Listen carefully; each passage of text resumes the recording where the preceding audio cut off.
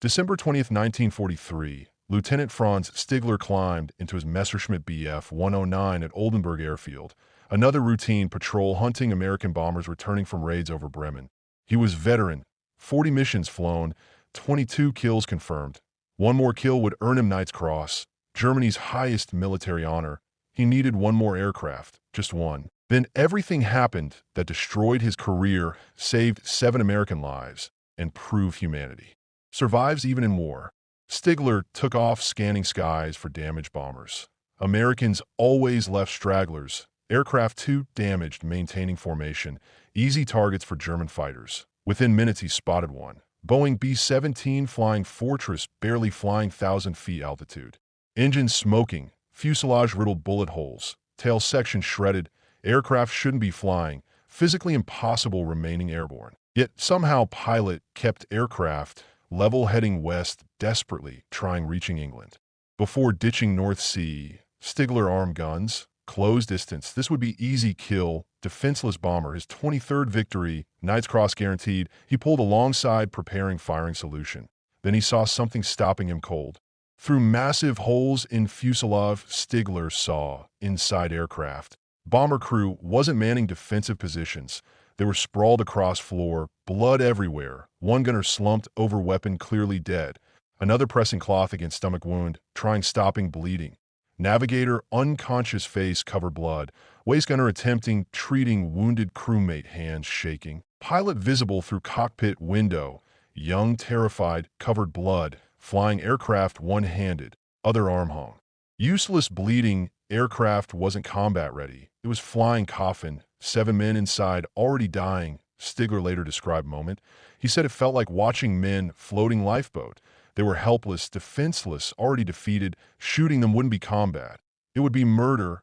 Franz Stigler wasn't typical Nazi fighter pilot. He'd been trained pre-war by mentor Gustav Rodel, legendary German ace. Rodel taught aerial combat tactics. He also taught something else, honor. Before Stigler's first combat mission, Rodel pulled him aside, told him rule he must never break.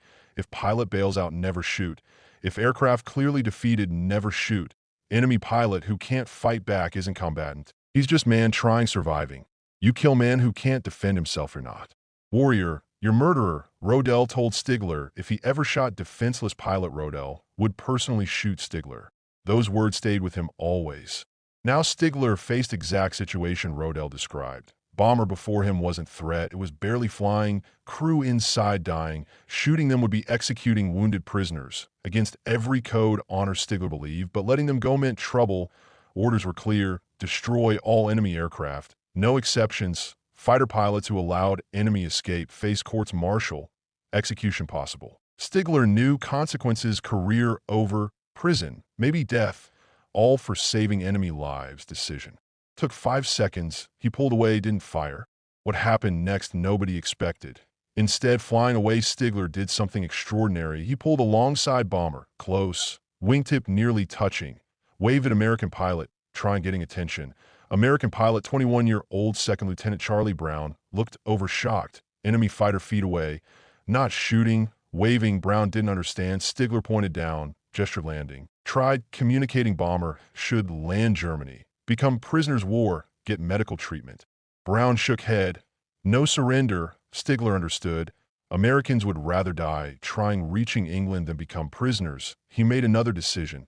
He'd help them. Flying alongside Stigler, escorted bomber west. German anti-aircraft gunners below saw bomber approach, prepared firing. Then noticed Bf 109 flying escort. Assumed bomber captured, being escorted German airfield. Held fire. Stigler had tricked his own defenses, used his fighter as shield protecting enemy.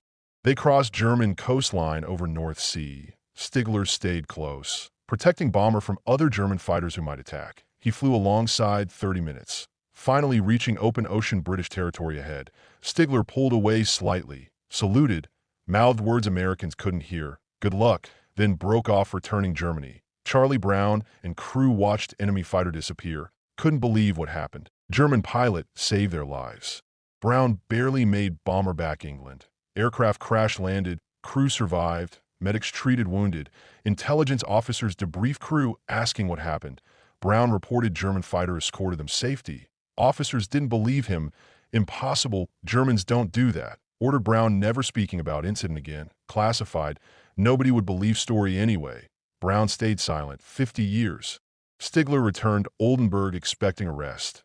Landing aircraft mechanics asked about mission. He reported technical problems. Couldn't engage. Lied. Filed false combat report. Never mentioned bomber. Never mentioned Americans. Kept secret. Other pilots questioned him. Where's your kill? You were gone hour. Should have found something. Stigler made excuses. Bad weather. No targets. Nobody believed him, but nobody proved otherwise. He avoided Knights Cross. Avoided promotion. Avoided attention. Finished war, surviving 40 missions without ever achieving required kills, advancing rank. After war, moved Canada. Started new life. Never spoke about incident. Assumed Americans died. Assumed nobody would ever know what he'd done. Charlie Brown never forgot. Couldn't forget.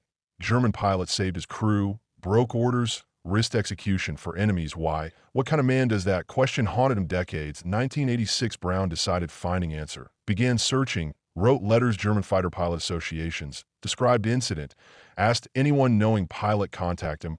Letters went unanswered. Years passed. Brown kept searching. Placed ads military magazines. Described bomber. Described encounter. Described German pilot's actions. Finally, 1990 response arrived.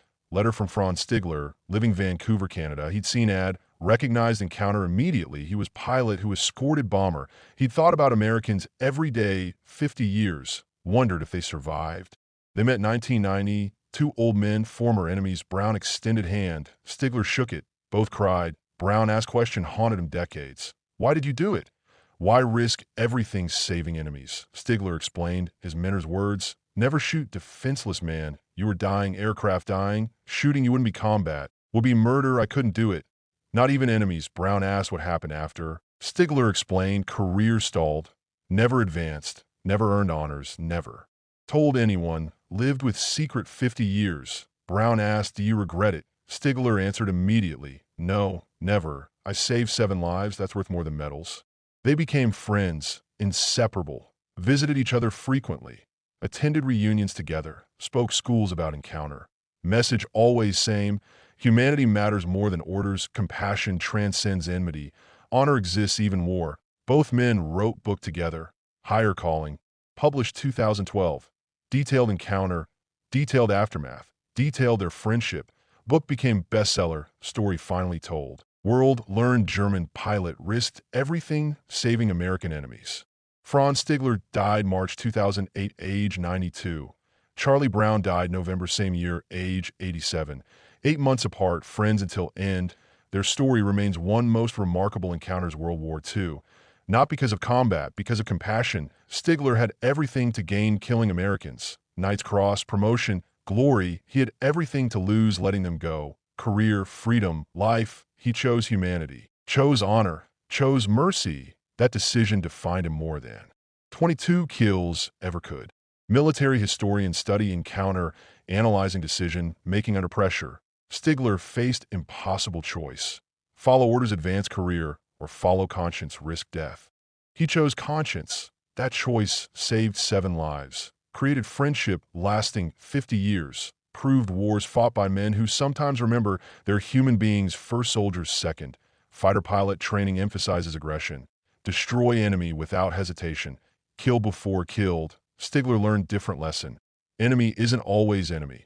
Sometimes enemy is just scared kid flying broken aircraft trying getting home. Showing mercy doesn't make you weak, makes you human. American military eventually recognized Stigler's actions, invited him ceremonies, honored him. German military never acknowledged what he did. He died without receiving Knights Cross, without promotion, without official recognition. He never cared. He said knowing 7 men lived full lives because his decision was only recognition needed. Charlie Brown's children, their children, all existed because Stigler refused shooting. That legacy mattered more than medals. The B-17 Stigler escorted was named the Old Pub. Aircraft survived war. Scrapped afterward, crew survived. All 7 men. Waistgunner recovered from wounds. Navigator recovered from head injury. Pilot recovered from arm wound. They flew additional missions, survived war, returned families, lived long lives. Every Christmas Brown sent Stigler card. Thank you for my life. Thank you for my family. Thank you for everything. Stigler kept every card. After his death, family found them, dozens. 50 years worth. Each one saying same thing. Thank you. One decision, 5 seconds, changed everything. Stigler could have fired, earned Knight's Cross, advanced career. Nobody would have questioned him. Orders justified killing, combat justified killing, war justified killing. But Stigler saw beyond justifications, saw young men dying, saw humanity, chose mercy over medals. That choice rippled through decades. 7 men lived, 21 children born, 43 grandchildren, all because one German pilot remembered he was human being first, soldier second. Sometimes greatest act of courage isn't fighting, it's refusing to fight. Stigler demonstrated that December 20th, 1943. He had perfect shot, 23 seconds firing time. Easy kill. He chose not taking it.